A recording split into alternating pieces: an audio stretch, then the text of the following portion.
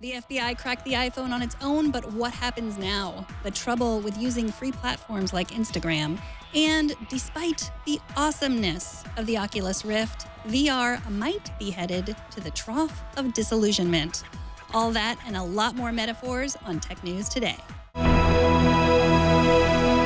This is Twit. Bandwidth for Tech News Today is provided by CacheFly at CACHEFLY.com.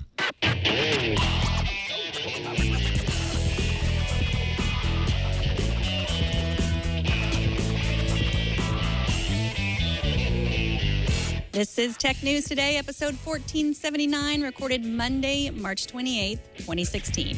This episode of Tech News Today is brought to you by Tracker, a coin-sized tracking device that pairs with your smartphone and keeps you from losing your most valued possessions. Visit thetracker.com right now and enter promo code TNT for 30% off your entire order. And by FreshBooks, the super simple cloud accounting software that's giving thousands of freelancers and small businesses the tools to save time billing and get paid faster. Try it free at freshbooks.com/TNT. Hello and welcome to Tech News Today, the show where we talk about some of the biggest tech news stories with people who love technology. I am Megan Morrone. Jason Howell is on vacation, but my guest today is Scott Johnson from the Frog Pants Network. Welcome, Scott. Hi, it's good to be back. Thank you for having me back on, Megan. And it's fun to be here, even though the shadow of Jason looms large when he's not around. I know it's exhausting when he's not here.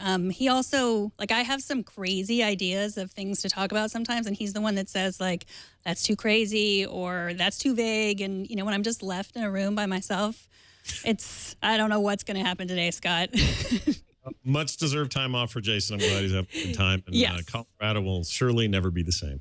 Exactly. So, Scott, you are, of course, a cartoonist, a podcaster, founder of the fantastic Frog Pants Network. What kind of podcasts do you guys do, if anyone has not heard of you?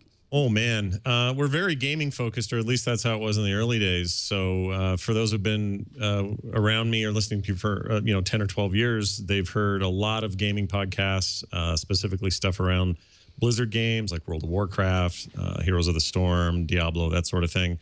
But we've expanded a lot in the last few years, and I just hit our 1,000th episode for our morning show, which we do every day, Monday through Thursday anyway. For an hour and a half. Myself and Brian Ibbett co-host that show, and that's more like just the morning show I never had growing up that I wished I had, and so we decided to make one by ourselves.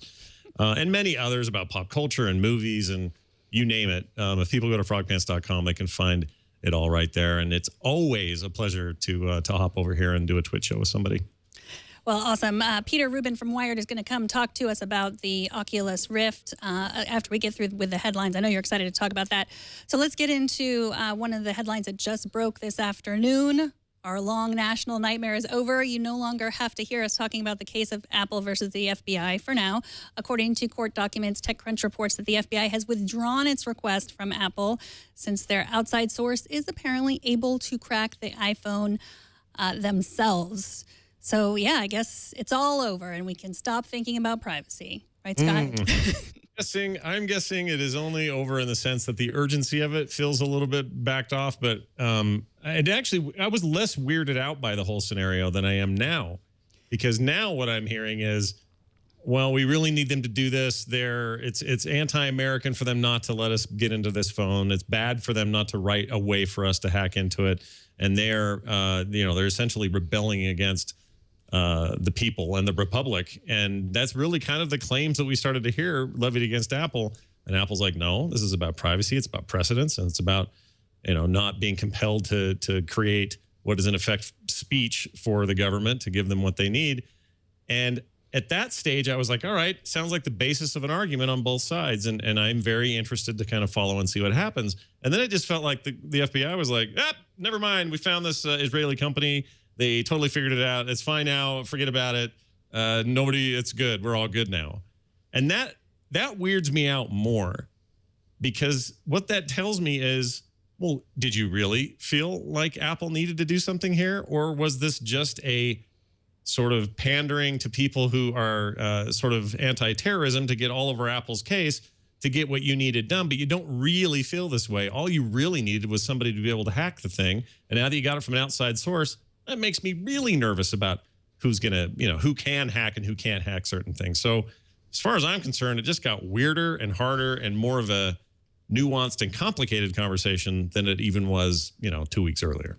Yeah, I mean, it makes me feel a little more paranoid. I mean, they say they've accessed the data that was on this phone. We don't know if they did, for sure. I mean, we just, we tend to trust the government that it's not going to lie. But you wonder why they were, like you were saying, why were they doing this in the first place? And then, it is good news that Apple doesn't have to create this government OS that they were being asked to create that would, we all agree, make us all more insecure. But then what happens next? I mean, next time something like this happens, are they going to ask them to do this again? Yeah, to me, I'm not known for I may be known for them, but I'm not known for them being quality. I don't do great metaphors, but I'm going to use one here real quick. Oh, good. To me, this was like a homeowner being approached and said, hey, we're pretty sure that dog you had that bit the neighbor kid, the reason he did it is he had some crazy, weird dog food in the house, and we need to see where that dog food, so we need to get in your house. And the homeowner says, well, no, you can't come in here. That's a bad example because you could do a probable cause warrant and get into a house. But anyway, they basically say you can't get in here. And they said, well, no, we need to. And here's all the reasons why. And they got the community all upset and everybody's having a town meeting and the mayor's getting involved and everybody's freaking out and has an opinion. And they do it during an election year. And then in the end, they just like, never mind. What? You don't need the dog food anymore? No, we're good. I found another neighbor. He's got an answer for us. Like that would just be weird. And I'd want to move out of the neighborhood. So I none of it makes me comfortable. All of it makes me more nervous than it did before. And, like I said before, I don't think the conversation is even close to being over. It is going to get a lot more complicated. I don't think, the nice thing about this argument was, well, here's one side of the argument, here's the other side. And it felt very court-worthy, like a very, I don't know, this felt like a thing that was going to be a case to work on, and it might take years, but you could take case law and you could apply it, and it was going to be a thing you could dissect and disseminate and understand. Now I think it just gets more muddy and complicated. And I don't even know what Apple, I guess hasn't really done much of a response, but I'd be very curious to see if they ever say anything. If Tim Cook comes out and says, well, despite this is still our, this is our stance. We're going to do this and this and this and, see what Apple says to this. But the whole thing just strikes me as a little odd. Yeah, I mean, it really is. I do like your crazy dog food metaphor, though. I think that works. Thanks. We'll go with that one. All right. All right, let's move on. Today, Pandora announced that founder Tim Westegren has taken the reins as CEO of the company. The stock, which has already been in decline, dropped another 8% at the news. Now, I think that Pandora, I don't think this is good news for Pandora. I mean, I am a Pandora subscriber. I've loved the idea of Pandora since it's been around, I think since 2000. But they don't seem to have a business model that works. I mean, the more people that subscribe, the more expensive it is to run the company. So I don't know. Are you fans of Pandora? Yeah, I feel like it's not to use another bad metaphor. Dog food pun? Dog food metaphor? But in a way, they're great innovators. They're the ones who you heard first about. They're the ones where you said, "Oh, streaming music, that's interesting." And as bandwidth became, better and more widespread, and people could access such things as streaming content, they emerged as, "Whoa, they're really cutting edge, and they're really doing some amazing, crazy things here." But then, as what typically happens in this case, the innovators often get squished, and it's not always, but most of the time they do. So. The case of the Diamond Rio back in the early 2000s, that seemed like the greatest portable music player man had ever devised. And others tried to compete, but nobody could compare to the Diamond Rio. And then walked Apple with their iPod plans and utterly destroyed it. The same thing happens to all kinds of services and products over time and over the years. And I feel like this is kind of the same. If you ask me in 5-10 years, will Pandora still be in the business of streaming? Will they still be a factor in that market? However, it may evolve with all the other issues about, payment rights for the artists and whether or not the labels are still making too much or the deals are too lousy for the labels to make money. And all those questions aside, will they be a part of that conversation? Probably not. They will be the MySpaces of that decade. They will be, the Friendsters of that decade. And who knows, may one day be the Facebooks of that decade unless Facebook continues to be smart about their choices. It's a very interesting shelf life these technologies or these services or these products tend to have today. and nothing's guaranteed, man. And Pandora just feels like they're on the edge of that. Like, oh, we don't really have a model, and Apple Music and Spotify and everybody else is doing all this stuff. And even RDO got sucked up and sort of pulled into was it Spotify bottom, I guess. And, it's starting to get to that point where you're like, oh man, who's left? Well, Google Play and Amazon, they're behemoths with other revenue sources. How's a little guy to survive? And it doesn't matter how much you innovate. If you can't take that innovation and just get right over the next hump, you're kind of shot. It almost happened to Apple. They fired their founder and they just about lost it in the early 90s, and they had to crawl back from that. So I think it's a hard lesson to learn, apparently, because everybody keeps doing it. Bottom line is, though, I don't know that Pandora will be a factor in the next few years when it comes to streaming music, and I'm a little sad about it. Yeah. I mean, do you think that they think Tim Westergren is like a Steve Jobs come back to take the company, back to where it needs to be? Is that because it doesn't seem like stockholder? Yeah. They all do when they do this. Like Yahoo hires Marissa Mayer and thinks, well, that's it. We've done it. We've gotten one of Google's brightest and best. And I mean, who knows what the heck Yahoo's going to be speaking of the next 5 years. Yeah. They've been through some real turmoil lately. And I'm not laying the blame at her feet. Sometimes it's just not a salvageable situation. Sometimes a CEO is brought in to save the company, and sometimes they're brought in to get by. Sometimes they think they're going to save it, but they don't. Sometimes they contribute to the downfall of the company. Who knows about whether Westergren's that or the other? But I have a feeling that I just feel like the genie's out of the bottle, unless somebody turns that around and says, oh my gosh, we just thought of the best way to position Pandora finally. What could that possibly be in the shadow and face of all these other services that seem to have hit their stride? Or at the very least, are companies so big in other ways, Spotify being the exception, I guess, that they can cover, this can be a loss leader and they can cover their losses on it. And they can fight with the industry and they can fight with these record labels trying to keep their deals low and them trying to get their deals higher and have all that stuff play out, but not have it really affect their bottom line because it's not their core business. I don't know how you compete with that when you are literally Pandora and your business is literally a free streaming service that you can sign up for to get rid of commercials. That is a hard call. Yeah. I mean, I do think that this happens a lot, like you're saying. But I mean, I remember Tim Westergren, like in the early 2000s, like we were all standing behind him. Like he was really like it was a David and Goliath situation. And then I feel like as long as we're making metaphors, these other, Goliaths, that were bigger than the Goliath, the record company Goliath, just stepped on and pushed him aside. And it's sad. It is sad. I don't know. I mean, if they can pull it out and he can come back in a Steve Jobs way and do amazing things, that would be great. I just feel like it's so far down the road. It's like, when Napster tried to become a legitimate music service. Right. Well, what happened to that? Like, nobody cares. And I hate that nobody cares because that seemed like the pirate underground guerrilla thing, man. It's like Napster sticking it to the man. And now they're going legit, so now we can all get behind them. Well, that didn't really work either. So I don't know. It's a fickle business, man. Like, somebody should ask Tom from MySpace.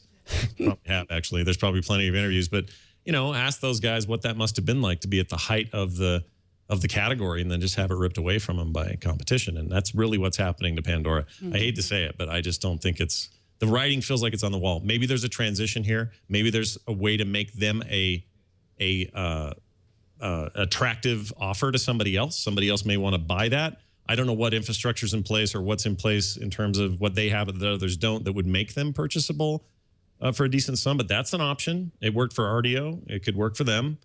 Spotify's strategy may be just that. Let's suck up everyone else and buy them and own them. And then, we dominate basically the entire independent space and then let that fight the behemoths that are out there like Apple and, Google and Amazon and whoever else. Mm-hmm. Well, I guess the other option is you can do like Instagram did and get bought by Facebook and then become more like Facebook and have people get really angry at you about it. That's the news today. Instagrammers who are making money by pushing brands on Instagram are totally freaking out today and demanding that you sign up for notifications to get notified every time they post something on Instagram. Instagram, of course, announced March 15th that it plans to, at some point, adjust feeds with an algorithm so you don't just see every post in order. People do not like the change because people don't like change. But Scott, what do you think about this? Oh man, it's such a tricky thing because as a content creator who's always trying to figure out what an angle would be to maximize growth, bigger audience, find the right niches, all that sort of stuff.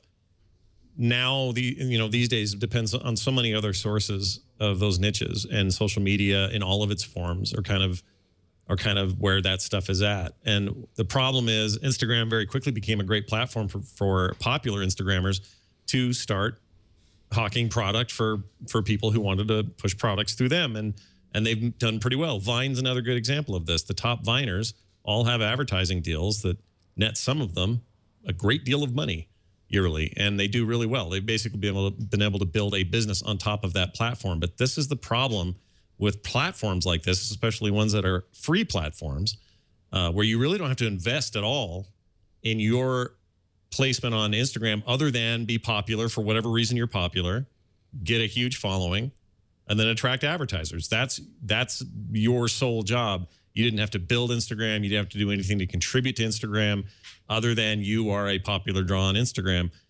When that service, in the service of its own service, needs to change something up or switch something around, it sucks for the guys who have all based their business or their income or their livelihood on this. And it's no different for people on Twitch or YouTube or anything else. The minute the platform holder changes something, it affects everybody. It's a really weird thing if you think about it, because I'm trying to think of a real world example of this. I guess it would be like if we had a mall. Here's more metaphors. You ready?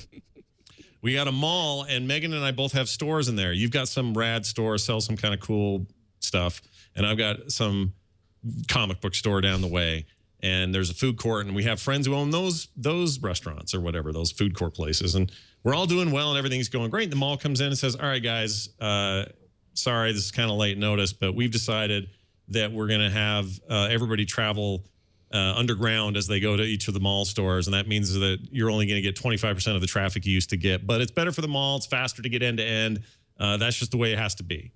Well, we're going to be mad because that's our platform. The difference is we're paying for that platform, and Instagrammers are not paying for that. So maybe this is an opportunity for Instagram to say, all right, fine, you don't like the way the algorithm works, pony up some, I don't know, percentage of whatever you're getting for ads, and you can help pay for the platform and therefore skip the algorithm. You'll still be in, the top results of your followers or something to that degree. Because right now it's just people complaining that the free platform that they got all famous on is making changes. And that's a weird thing that we don't really have a good analog for in the brick and mortar world. Yeah, I mean, I think it has a lot to do with what we value in audiences. And I think you and I both work in a world where we want an audience that is really interested in what we're talking about, and we're never going to have like billions and billions of people watching or listening to us. I mean, it's just not going to happen, but we like the audience that we have that is engaged, and it's smaller. But when we're talking about like the Kardashians or something like that is different. Like they just want as many people, and they're not really creating something. I mean, just to go back to your metaphor, like say you have a store with your art in it, and next door is like a Kardashian who is just there selling someone else's stuff. I mean, that's what it is. It's like some of us have like something that we're creating, and other people have just because people like to follow them on Instagram. And so, it's fascinating because I think what I want to say is like, if your content's good, the algorithm is going to show you to the people that you need to be shown to. I mean, that's what the algorithm wants people to come back. So they're going to, just like Facebook wants to show us what we want to see mostly. Am I missing something here? Well, the trick is convincing those popular Instagrammers that Instagram, that their new algorithms are going to actually serve them that way. Because telling them that and actually showing them that are both actually hard. You're not really sure what any users are seeing. You will see how many views, because videos are now tracked by views, not likes, or likes are still there, but the main number is views on Instagram. I don't remember when that changed, but it was recent. So if you've got a video there, you're going to see how many views, and you might be able to say, oh, well, before you made this change, I was getting 200,000 views of that video. Now an average video is only getting 50,000. Something obviously changed. I'm not showing up in their results. So maybe it has to happen first, and they can kind of whittle it down from there. I just don't think they trust them. Mm-hmm. And it's such a weird irony. It's the platform you want. You want to be there. You need to be there. This is where your bread and butter is, but you don't trust the platform. You're mad because they're changing things. It is a very unusual relationship, and I'm not sure I'm not sure.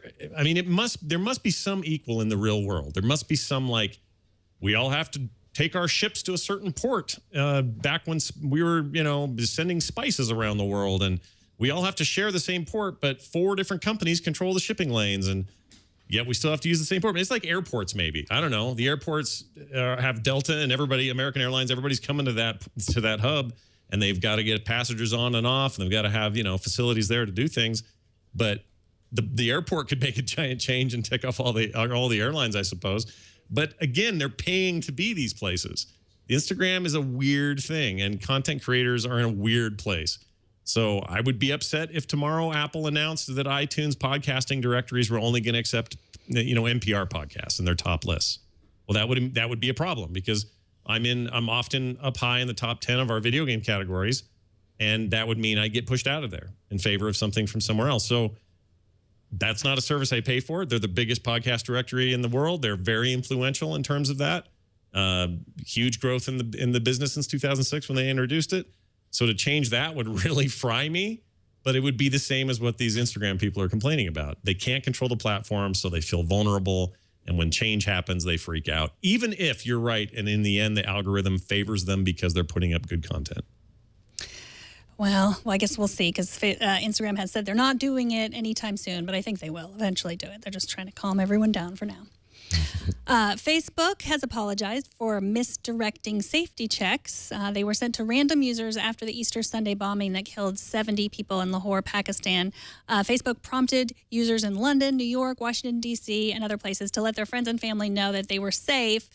Since Facebook somehow assumed that they were in the area, Facebook blames the mistake on a bug. So I guess this is not a good example of Facebook's algorithm working in this instance. Well, and not only that, it's just another sign that these companies are no longer just companies with a place to like what your friend said.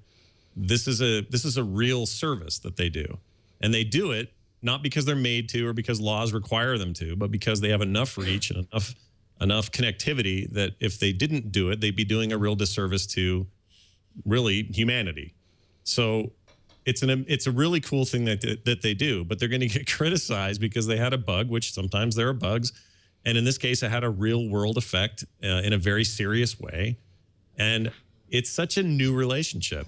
Like, just generally speaking, today's whole episode here seems to have this theme. We are talking about even VR when we get to it. We have a whole new relationship with the way the world works. And when it comes to the digital world and the connected world, they don't have to do this. They could just pull out and say, we're not doing the notifications anymore. They'd have a giant backlash, and a bunch of people would quit Facebook, and it could have a real sizable financial impact on the company. So now they kind of have to do it, but they're not getting paid to do that. Like, it's just such a weird, do you know what I mean? Like, it's just feels like everybody's in just a different position than we're usually in. And we still have those natural inclinations to want to place blame and find out who messed up and all of that. But, it's just less and less about who you're paying, and it's more and more about who has like the intellectual currency that you need. And right now, Facebook and others, Twitter, they're important when things like this happen. And when they go down, you could argue lives are at stake when they go down. It's not just, I won't find out what the score to the game was, or I can't see what dumb thing my mom posted. That's no longer it. So it's fascinating to me how we're heading into that. So what you're saying is, with great power comes much responsibility? That's exactly what I'm saying. If we've anything from Spider-Man, it's that. And then also that my mom posts really dumb things on Facebook. Okay, good to know. I like that. Maybe I'll see if she'll friend me on Facebook. So after the break, we are finally going to talk about the Oculus Rift. But first, let's take a minute to thank Tracker, the sponsor of this episode. With advancements in technology, we have smart cars, smartphones, smart homes, but losing your possessions can make you feel a little less than smart. Now, every single time I criticize my kids about leaving their backpacks or their band instruments or their sweatshirts somewhere, that's usually about 5 minutes before I realize that I have left my own purse or my laptop or a sweatshirt somewhere. Tracker makes losing things a thing of the past. It's a coin-sized device that locates misplaced keys, wallets, bags, computers, even pets in seconds. Pair Tracker to your iOS or your Android device, attach it to anything via key loop or adhesive, and find its precise location with the tap of a button. It is that easy. You lose your phone, press the button on the tracker, and your phone rings even when it's on silent. The tracker Bravo is constructed with beautiful anodized aluminum for the thinnest and most durable tracking. With over 1.5 million devices, Tracker has the largest crowd GPS network in the world, so your lost item shows up on a map even if it's miles away. If an item goes missing, the Tracker app records its last known location on a map. When another user of the Tracker app comes within a 100-foot range of your lost item, you will receive a GPS update of where your item is. Never lose your possessions again. Plus, just for our audience, if you enter promo code TNT, you'll get 30% off your entire order. That's THETRACKR.com, promo code TNT for 30% off your entire Tracker order. So the Oculus Rift started shipping today. The earliest reviews are in. Scott is still waiting for his, and I know he's been super excited about it for a long time. Today we invited Peter Rubin from Wired, who posted his review this morning. Welcome, Peter. Hi, thanks for having me. So you have a great long review. So I'm going to ask you a hard question. As a long-form writer, can you describe your experience in just a few words? Just a few words on launch day. That's a tall order. Let's say I found myself in the virtual reality I've been waiting 3 years for. How's that? That's good. That's good. So was it, let's start with comfort. Was it comfortable? Very comfortable. I mean, that's some of the best work that they've been doing is on the ergonomic side. Certainly externally, visually, it has this design language that's been refined over the years. But the most notable thing about it, and even the thing that puts it a little bit ahead of the other two consumer units that are coming later this year, it's just comfortable. The weight management is absolutely, I don't want to say flawless because I'm sure there's some room for improvement, but the way that the weight is counterbalanced and the way that it's dialed in, once you have the fit right, you can kind of take it off and put it back on, and you don't have to futz with the Velcro straps and all the other things. So it's really a nice, pleasant, comfortable. There's no weight on your nose. Any of the things that have been issues with headsets in the past, they seem to have solved. Can you give me a quick up or down on the audio quality of the headphones that are included or a part of the integrated device? Because that was a big concern for a lot of people. Yeah. Moving ahead, audio being a big part of sort of positional presence. Like, am I really in this world? Well, it helps to feel like I'm there auditorially anyway. How did that all pan out? Well, you got kind of two dimensions to that, two things that they needed to solve. One is to get the 3D, the spatialized audio right, and they had licensed it from a company that had cracked this really well. And so as far as the direction and distance of the source of the sound, it's dead on. And there are little on-ear headphones, you could see in that little snippet of the review video that we made. And they don't look like much. And that's why when it was first announced last year, maybe a year and a half ago, that this was going to be on the device, people kind of poo-pooed it. But as a lot of audiophiles know, on-ear headphones are maybe the best of the three. You've got in-ear, over-ear, and on-ear. And so it allows for the sound to go in without completely blocking out your surroundings, which of course is necessary when your eyesight is taken up by something that isn't the real world. But the sound quality is kind of phenomenal. I've seen other reviews complaining about sound leaking out. I actually haven't experienced that. I was putting this thing through the paces at my house, and every so often, if I'd be doing something loud, I'd ask my wife if she could hear what I was doing. And she always said no, though that was probably just being relieved that I wasn't yammering in her ear. So were there, what things surprised you? I presume that you've used previous versions like at conferences and such. Was there anything that surprised you in the real thing? The thing that surprised me probably with this one is that the tracking is 360 degrees, meaning you could spin in an entire circle and it wouldn't lose track of where your headset is in space. The positional tracking is such a key element of the immersion and of enabling presence, and I'll take my hands out of frame now, but really it needs to be able to track you as you move. And in earlier versions, if I would turn all the way around, sometimes it wouldn't get a good read on where my headset was. They still have the infrared LEDs in virtually the same place that they were on earlier versions, but for whatever reason, I have found it just about impossible to break the positional tracking unless my cat was sitting in front of the infrared sensor, which he delights in doing. Other than that, it's been pretty well spot on.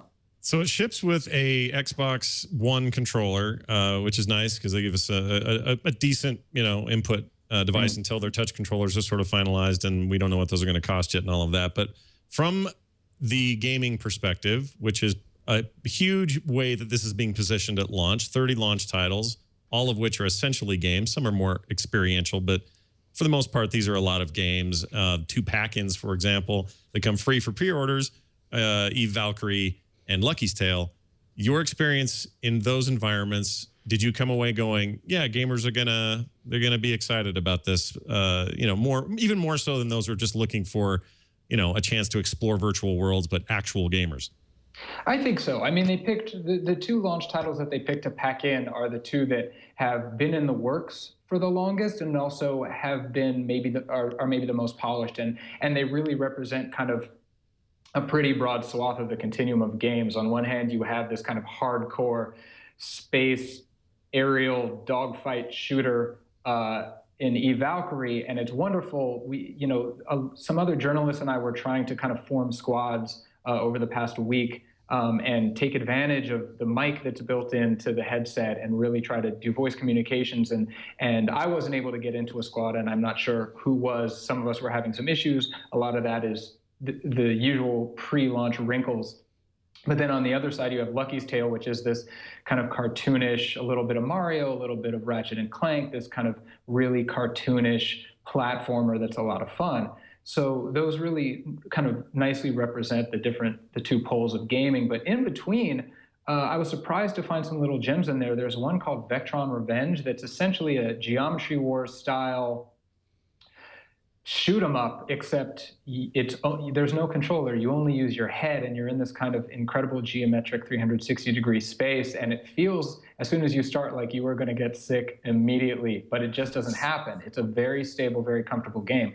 But even beyond I think there are 30 games that are available on launch day. The most interesting thing about this is the best games that I've seen beyond Lucky's Tale and arguably Eve Valkyrie are the ones that aren't here yet. So there's a long road here, and there's a big upside for Oculus. When they do launch the Oculus Touch handheld controllers, the games that come for that are going to be some of the best that I and some other people who've been following this for years have seen. It's fantastic contraption. It's I Expect You to Die. It's Eagle Flight, which was shown for the first time a couple of weeks ago, which is you as an eagle flying over Paris and getting into 3-on-3 bird fights. It's some of these games that aren't around yet are the ones to really look forward to, which is not to say that it's an anemic launch slate. It's certainly not. But I would say that there are maybe a third of that is standout titles and really worth your money. And the price on these games, it goes everywhere from about $10 up to a full $60. Project Cars, which is a really fully drawn racing sim, is a full $60 like any console AAA title would be. And while I haven't gotten far enough into it to say that it justifies that price, it's certainly enough content to justify that price. So how long, like in minutes, were you able to use it? How much time did you spend? I mean, at a time, like did you 15 minutes longer?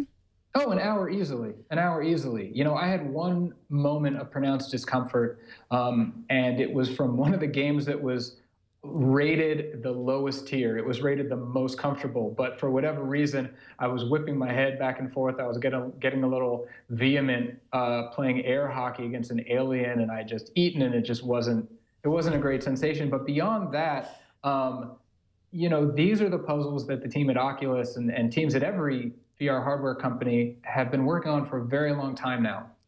So we know that latency is down well under that kind of magical 20 millisecond threshold.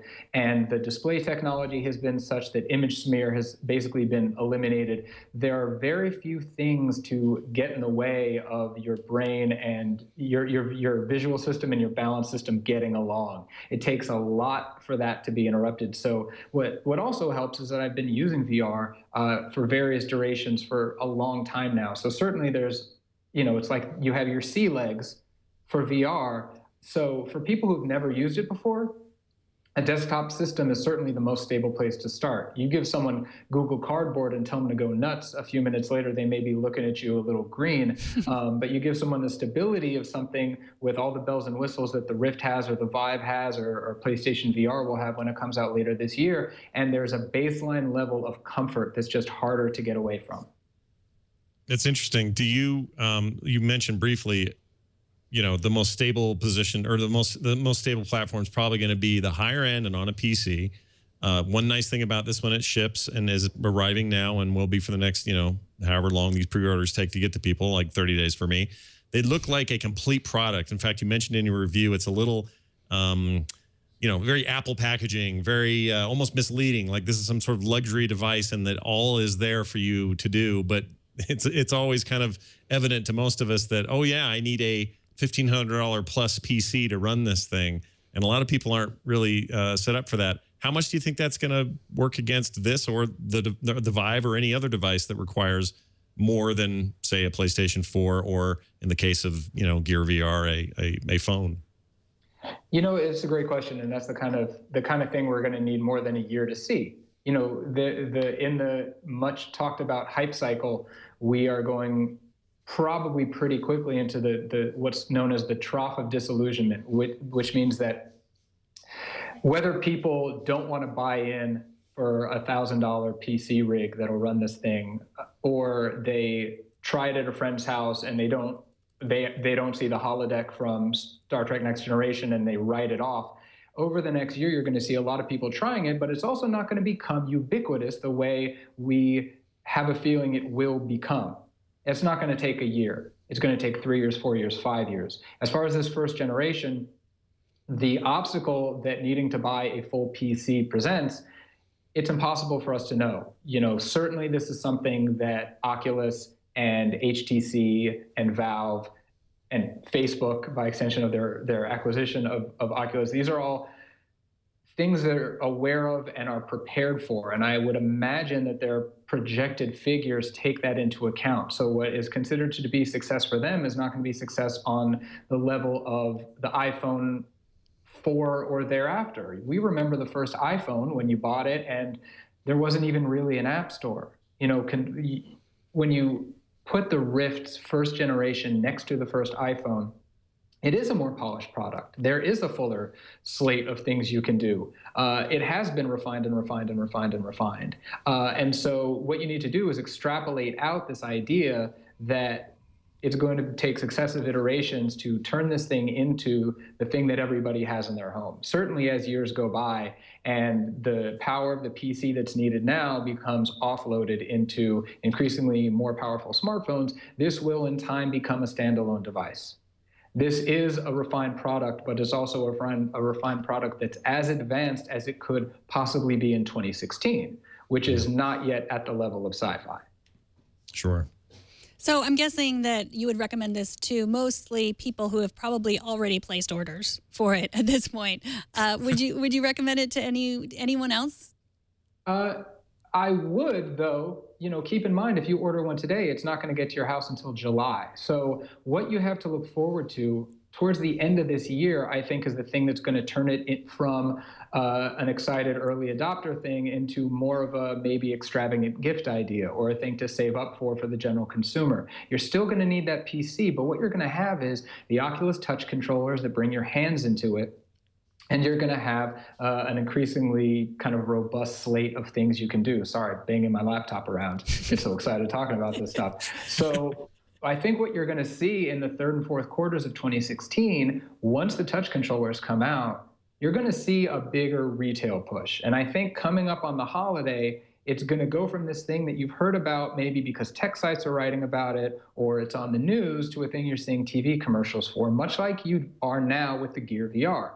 What's different is the Gear VR to the Rift is like going from a flip phone to a smartphone. And I think as more and more people get to use this, thanks to their friends who are early adopters or being at installations and at kiosks at various things, Comic-Con, South by, things like that, word of mouth is a powerful thing, and word of mouth has benefited VR hugely in the past 3 years. The reason that Oculus has been so transparent about the development process, and Valve even has been transparent about their development process with the Vive in a way that Valve historically has never been, is because they know that to use it is to want it, and to use it is to evangelize for it, and you become the best marketer that they could have. And they don't want another format war. They don't want a console-style format war. At least that's my impression at this stage. This may change when, you know, it starts to become more and more important for Valve to prop up and maintain whatever they do with the Steam store and Steam VR. And as Oculus, you know, fleshes out their store, which is, by all accounts today, running really well and doing what it needs to do, maybe business gets in the way. But as it stands right now, there is a very hippie-like sort of, hey, we're all in this together sort of attitude about the technologies, about developers being able to develop for multiple platforms. And this latest news that Sony may consider bringing PSVR to PCs, which is a weird roundabout way of saying, you know, we want this in front of as many people as possible. I really like that. It may boil down to another console-style war. I hope it doesn't, because format wars are the worst, and I hate them, but I also like the competition and what it breeds. So I guess we'll see. This one just feels differently to me. Do you get that sense as well, that this isn't like a normal hardware launch in a lot of those respects? I got to tell you, I think there are some cracks showing in the Kumbaya that we've enjoyed up until now. And the reason I say that is because Steam VR has announced that they're going to support the Rift. But at this point, while you can do things in the Rift that aren't directly through the Oculus store, you do need to kind of go into some hidden preferences and enable those to happen. It's kind of like a Mac doesn't want you to download something that's not from the App Store. So, you know, Tim Sweeney at Epic Games tweeted earlier today how disappointed he was with Oculus taking what increasingly looks like a very walled garden approach to things. You know, from their perspective, they're doing this to create them, to give their consumers the most stable, comfortable experiences possible. But if Valve is opening up Steam VR in a way that lets you use a Rift to play the games on it, then arguably they're being more open about it than Oculus is. I think that up until now, there's been this rising tide lifts all boats approach, right? We're all on the same team. We all want to get VR to the masses. But as the delivery systems become a little more proprietary, I don't think it's going to be format so much as it is ecosystem, if that makes sense. It's going to be, you know, I think we're looking right now, and this may change, but so far, Steam/Valve/the HTC Vive is looking a little bit more like Google Play, and Oculus is looking a little bit more like iOS. Which one's looking like Betamax and which one's looking like VHS? Thankfully, I don't think we have that to worry about. Okay. Well, thank you so much, Peter. Peter Rubin wrote this piece up at Wired. Where's the best place to follow all your work, Peter? Definitely at wired.com. We run everything that I've written either in the magazine or on the website. You can always also find me on Twitter. I think that's down here somewhere, if I did that right. Yes, at Proven Self, right? At Proven Self on Twitter, and at wired.com for everything else. Well, thank you so much. Definitely check out his piece and watch the video. It's awesome. Thank you so much for coming on, Peter. Thanks for having me on. Had a great time. Take care. All right, well, now we have an email from a viewer that I hope you'll help me out on, Scott. Dan from Chandler, Arizona wrote, regarding the Raspberry Pi-powered drone disabler, that was a gun that disabled this drone that we showed on the show last week. I wonder if anyone realizes the gun is a violation against FCC rules regarding intentional interference, and it is a big deal. The FCC takes interference seriously, specifically 95.212C on what communications are prohibited. You must not use an RC station to intentionally interfere with another station's transmission. So this was a cyber gun. I don't know if you saw this, Scott, but it took advantage of the weakness in the drone. And I guess it is a violation of the FCC. Do you know anything about this? Yeah, so I saw the video and had done a little bit of reading about it. Man, talk about another area where we haven't quite figured out what we're going to do. Drones have so quickly become this phenomenon that, I mean, let's just go back, I don't know, what, 5-7 years ago. We weren't even talking about it. It wasn't even an option. It was the thing of sci-fi. And now everyone's got these quadcopter drones, for some of them for, you know, as much as $3,000. But very inexpensive for what they actually do. Filmmakers are using them. Farmers are using them. Search and rescue teams are using them. Like, they're an incredible device and an incredible technology, but we still haven't wrapped our head around how we want to make sure we're not slamming them into each other or landing them in the, while you're trying to sunbathe, have it land on grandma or whatever. Like, we can't fix everything and make sure every possible accident doesn't happen. But it does seem a little dubious that there is a way to get a Raspberry Pi and quickly program a way to shoot one out of the sky, because that isn't just simply that drone being disabled. That's that drone being disabled over where other people may live or be walking or whatever. Like, there's danger in every aspect of this. So my feeling is it's going to end up being like cars in a way. I've always said, if you could come from the past to today and or let's say it this way, let's say it's still 2016, but car technology has never existed. We've been on horses this whole time. And if suddenly I handed you the keys to a brand new Ferrari, you would think it was the craziest idea anyone had ever had. It would look like the most dangerous possible thing you could do with yourself, with a machine like that on a road anywhere. It would seem insane to us. But we slowly worked our way up to it, from Model Ts to where we are today. And we're okay flying down the freeway at 75 miles an hour with a whole bunch of other people around us. And we have accidents, we have problems, sometimes catastrophic ones, but we kind of accept it. And there are certain laws that govern that to be relatively the norm for most people. Well, drones are going to go through the same process. And I don't know how soon it's going to happen, but we're going to get to a point where some are going to say we need to ban them outright and the public should never have them. And then some are going to say, no, this is a fundamental right, that we should be able to be in the airspace that is not interfering with, commercial aircraft or military aircraft. And there's going to be people in the middle who want to figure out a way to solve it. But I think we're probably years away from figuring that out. And we're a whole bunch of really bad Huffington Post front page stories away from that still. All right.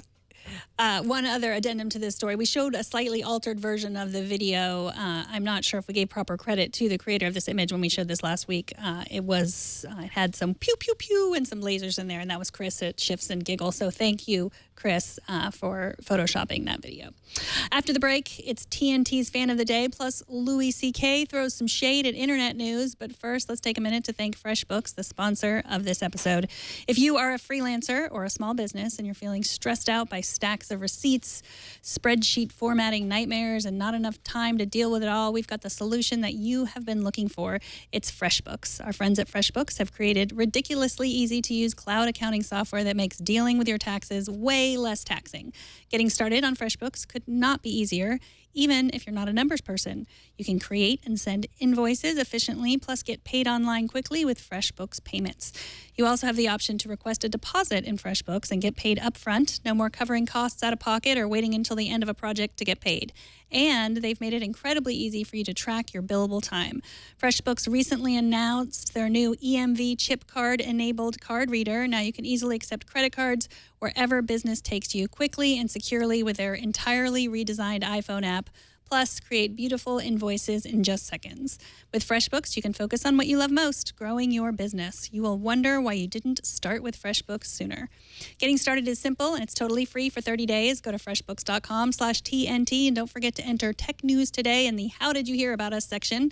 Start your 30-day free trial today, and we thank FreshBooks for supporting this episode of Tech News Today.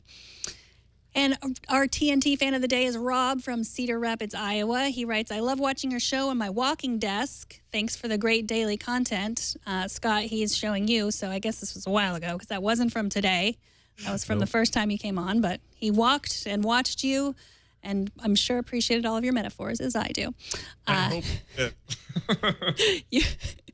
hope maybe he was running from them, now that I think about it. He's running towards it. He's running towards you. All right. You can show us how you watch or listen to TNT. Just record a video or take a picture of yourself or your setup and post it on Instagram, Google+, Twitter, or Facebook. Use the hashtag HowIWatchTNT, and we will find it. Okay. In a recent newsletter, comedian Louis C.K., who I am a fan of, he says, internet news is heroin, and I don't think he meant this as a compliment. He says it's too fast and usually wrong. And I guess we're all junkies. He's not talking about specifically tech news, but I thought we could have a little discussion about this. What do you think, Scott? Well, it's true. I think I completely agree with him. I do. I really do. And I have this problem. Like, I'll see an article and go, oh my gosh, did you hear SoundCloud's closing down, or so and so found a bug in an Android phone and it's going to blow up the world, or whatever. There's always these like shocking headlines, and tech news is no stranger to this. And I usually have to get in touch with friends of mine, like Tom Merritt's great at this. He'll say, Scott, calm down. It's like total link bait. Here's this other article that like debunks that, or here's what the real story is. And it's usually vastly different and much more rational than the one I was looking at. The difference, I would say, is it's not so much that we're addicted to it. It's that a lot of people don't know the difference. Because how do you know? It's a headline. It's on a website you think is reputable. You don't know. Mm-hmm. So drugs are a thing I tried once at a party and went, yeah, and I want more of it. This is a thing I can be shown that I'm wrong, and I'm not addicted to. I don't want any more of it. So I think that the drug references is interesting, except for the addiction part, because I'm definitely not addicted to bad headlines, but they are sometimes easy to get under your skin, like a needle from a heroin syringe. I know, it's just metaphors just keep coming. I think I'm a little addicted. Like, not, I mean, I know the headlines you're talking about that, are clearly wrong, link bait and that sort of thing. But just knowing what the next big thing is going to be and knowing it before anyone else is, like, I think that's a little bit addicting. Yeah, that's a good point. Like when it comes to, I love video game coverage, and all this stuff about VR has been very interesting. So my news feeds are full of headlines like Oculus Rift exceeds expectations, which is, maybe one reviewer's opinion and maybe a bunch of others are feeling average about it. But I'm zeroing in on that because that's my drug of choice, is the positive review, because I bought one. So I got buyer's bias going on. And, I think there's a lot of things that factor into this psychologically. And yeah, we want it. Like, when E3 rolls around, I'm going to be eating that up as if somebody was feeding me the best pudding I ever had, and I'll just be gulping it down. But at the end of the day, I'd like to think that we're capable of a little more of a discerning eye. So I'm trying to be a little bit more that way. The obvious ones are easy. It's like, Susan Sarandon said this, and you won't believe what happened next. I will never click one of those ever in the history of ever. There's a structure I recognize, and I know that's the bad heroine and the wrong side of town. But, once in a while, it's okay. I love these metaphors. It's okay, to be interested in what you're interested in and maybe get a little led astray or be a little overhyped on the thing that you're really liking. But at the end of the day, just, we all need to be just a little bit more, I don't know, skeptical is maybe one word for it, and we'll be better off. Yeah, the thing I most loved about this piece, this newsletter that he sent out, which then really got headlines everywhere that were just like, Louis C.K. says news is heroin. I mean, it was exactly what he was saying was just displayed for him. Like I have a feeling he knew that might be the result, that it's a way to test his hypothesis that his actual comment would be taken this way. And there it is. Like, we just did the thing he says we're not doing, or that others would say we're not doing. And it's the same with anything. Anytime, Kanye West tweets something, it doesn't mean it's breaking news. It just means he tweeted something. We don't need to fill blogs with that stuff. But all this boils down to a very competitive reporting environment where everybody wants your eyeballs. We've never seen anything quite like this. So we either have to embrace it or ignore it, because it's not going away. Well, I like to think that we slowed it down a little bit in the last hour, Scott, you and I, with crazy dog food metaphors, troughs of disillusionment, and other places we went. Nothing a dog likes more than a trough full of disillusionment. Well, thank you so much for joining us. We already talked about Frog Pants Network. If anyone wants to see your cartooning work, which is amazing, we already decided you're going to start the new Scott Moji to take on Bitmoji. And create our Scott Mojis in the likeness of all of us. What's the best place to find everything that you're doing online? Well, you can find, specifically, I do a webcomic that I've done for the last 14 years, and that's available at myextralife.com. It's really my first foray into internet content creation, and still a thing I love doing. I just put one up today about VR at myextralife.com, which goes into the idea that VR is not nearly as easy to manage as we think it is. It's called virtual reality. Well, it's up on screen now. Anyway, you might enjoy that. If you do, there's a book version of my comics, kind of a compilation, and lots of other cool stuff there. So myextralife.com. And for everything else, just find me on Twitter. I'm at Scott Johnson, all one word. Thank you so much. Take care. Thanks so much. All right, tomorrow's guests will be ONJJ Stone, a.k.a. O'Docta, and Matthew Ingram from Fortune, who is not a doctor, as far as I know. TNT records live every Monday through Friday at 4 p.m. Pacific, 7 p.m. Eastern, 12 a.m. UTC at twit.tv/live. You can watch it as it happens. You can be part of the show by emailing us at tnt@twit.tv. You can also leave us a short voicemail at 260-TNT-SHOW. And you can find us on Twitter at Tech News Today TV. You can subscribe to the show at twit.tv/TNT. Subscribe to our newsletter at twit.tv/newsletter. I am on Twitter at Megan Morrone. Thank you to Anthony, our technical director, and all of the folks who help us produce this show every single day. And thanks to you for sticking around till the bitter end. We will see you tomorrow.